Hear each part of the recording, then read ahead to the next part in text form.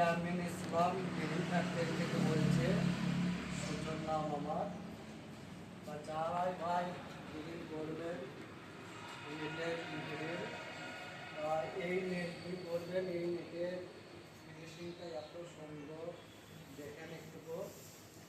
মানে এই নেটে আমরা সাপ ব্যাং ইঁদুর কিছু দিতে মানে ফিনিশিংটা খুব সৌন্দর্য লাগছে, ভালো।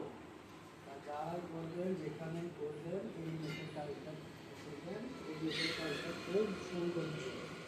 তা এই নেটের সৌন্দর্য যারও হোক, আমরা কোনো কিছু ঢোকার আই না। তা ফিনিশিংও ভালো। তা আমরা এই নেটের কাজ করি, এই নেটের কম খরচায় কাজ হয়, খুব ভালো।